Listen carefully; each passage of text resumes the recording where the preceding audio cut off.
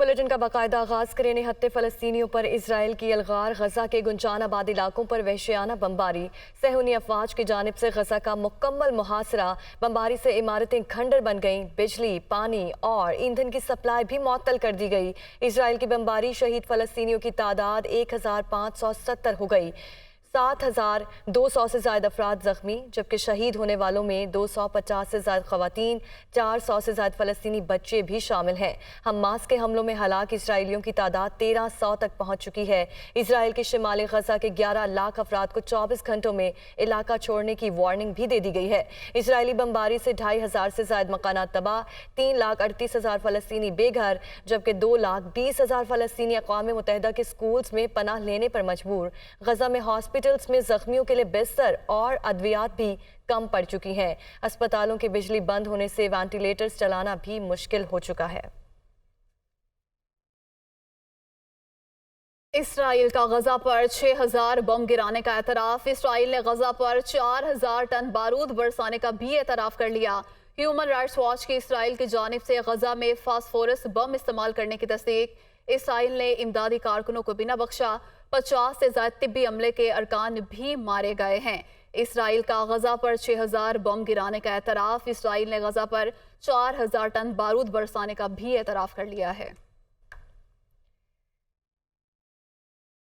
Israel ने ज़मीनी हमला किया तो नीस्तो नाबूद कर देंगे। हमास ने खबरदार कर दिया। अल-कुद्स के तहफ़्फ़ुज़ के लिए मज़ीद कार्रवाइयों का फैसला भी किया गया है।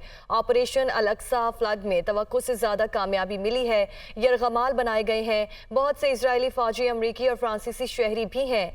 हमास रहनुमा का दावा किया गया है इसराइल ने गजा पर हमले बंद ना किए तो जंग में नया महाज खुल सकता है।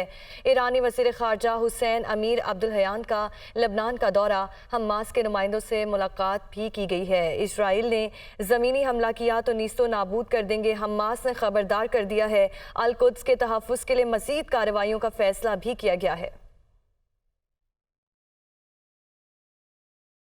ट्रंप ने हिज़्बुल्लाह को स्मार्ट और इस्राएली वज़ीर दिफा को अहमक करार दे दिया।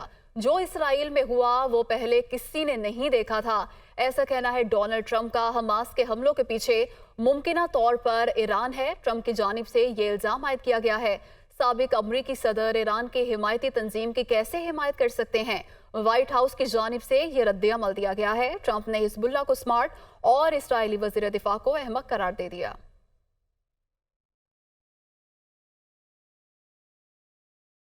हमास के हमलों के बाद इसराइल में हिजानी सूरत हाल बरकरार। इसराइली वज़ीर इत्तलात गालिद डेस्टेल मुस्ताफ़ी हो गई हैं। गालिद डेस्टेल के हिज़्बुल्लाह को स्मार्ट करार देने के बयान पर साबिक अमरीकी सदर डोनाल्ड ट्रंप पर तनकीद। ट्रंप के बयान से इसराइलियों के अज़्म को नुकसान भी पहुंचा है।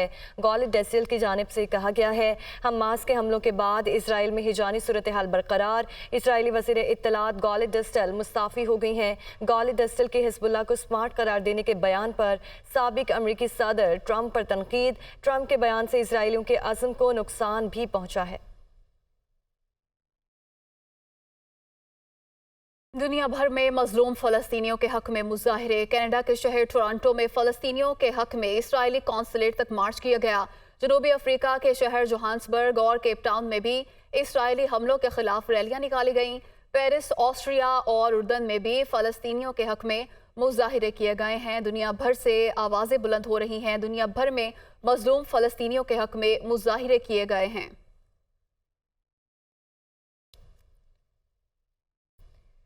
हमास इसराइल जंग। अमेरिका इसराइल की हिमायत और मदद के लिए खुलकर सामने आ गया। अमेरिकी वज़ीर ख़ारजा एंटनी ब्लिंकन ने इसराइल के सदर और वज़ीर आज़म नेतन्याहू से अलग अलग मुलाकातें की हैं।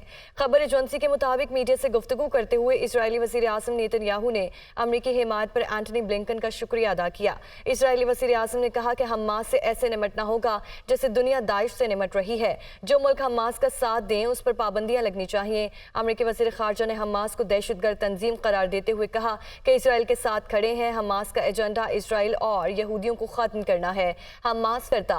खबर एजेंसी की रिपोर्ट के मुताबिक एंटनी ब्लिंकन ने हमास पर जंग के दौरान बच्चों को कत्ल और नौजवानों को जिंदा जलाने का इल्जाम भी लगाया है।